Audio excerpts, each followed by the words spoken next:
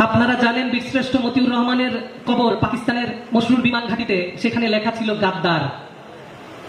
বীরশ্রেষ্ঠ মতিউর রহমান তিনি আমাদের গর্ব, তিনি আমাদের অহংকার, কিন্তু পাকিস্তানের মাটিতে তিনি ছিলেন গাদ্দার। এই আন্দোলনে আজকে আমি বসা থাকায় হয়তো কেউ স্পষ্ট করে পুলিশের দিকে আঙ্গুল তুললেন না, কিন্তু প্রকৃতপক্ষে কি ঘটেছে একদম দগদগে ঘা এখনো শুকায় নাই। আপনারা জানেন কি ঘটনা ঘটেছে। 17 বছরের এই নির্যাতন, নিপীড়ন, বৈষম্য, দলীয়করণের মধ্য দিয়ে আসা মানুষগুলো, তাদের হাতে যখন ক্ষমতা ছিল তখন কি নিপীড়ন হয়েছে সেটা আমাকে নতুন করে আপনারা স্মরণ না করিয়ে দিলেও আমার বুকের ভেতরে রক্তক্ষরণ হয়। আপনারা জানেন বীরশ্রেষ্ঠ মতিউর রহমানের কবর পাকিস্তানের মশরুর বিমান ঘাঁটিতে, সেখানে লেখা ছিল গাদ্দার। বীরশ্রেষ্ঠ মতিউর রহমান তিনি আমাদের গর্ব, তিনি আমাদের অহংকার, কিন্তু পাকিস্তানের মাটিতে তিনি ছিলেন গাদ্দার।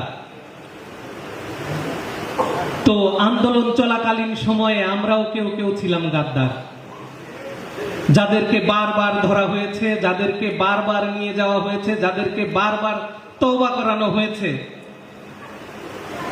যে সরকারি চাকরি করো, সুতরাং তোমার সেইখানে কতটুকু স্বাধীন মতামত প্রকাশের অধিকার রয়েছে। কিন্তু বিবেকের কাছে যখন মনে হয়েছে যে চাকরির চেয়েও বড় কিছু আছে, যখন মনে হয়েছে যে আমার মা যখন বলে যে বাবা চাকরি ছেড়ে দাও, আমার সন্তান যখন বলে যে বাবা এমন কেন, পুলিশ কেন আমাদের এই যে ছাত্র বন্ধু বান্ধব যারা আছে তাদের সঙ্গে এমন আচরণ করে, তখন কি আর চাকরিটাকে বড় মনে হয়েছে? তখন নিজেকে আর আড়াল করে রাখার সুযোগ ছিল না, নিজের সম্পর্কে বলার কোনো অবকাশ এখানে নেই। আমি শুধু সেই সন্তানদের কথা বলতে চাই যারা কিসের নেশায় কেমন করে এইভাবে তারা তাদের বুকের রক্ত ঢেলে দিল। তারা বুকের রক্ত ঢেলে দিয়েছে কারণ আমরা জানি বিপ্লব কখনোই সফল হয় না বিনা রক্তপাতে।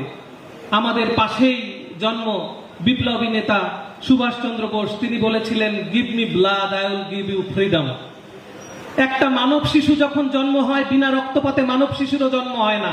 সেখানে স্বাধীনতা, সেইখানে মুক্তি বিনা রক্তপাতে কল্পনাই করা যায় না।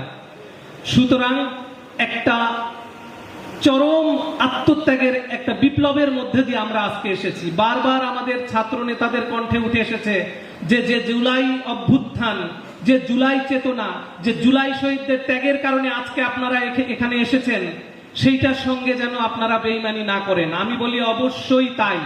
যে জুলাই ত্যাগের কারণে আমি আজকে এই চেয়ারে বসেছি, যে জুলাইয়ের আন্দোলনের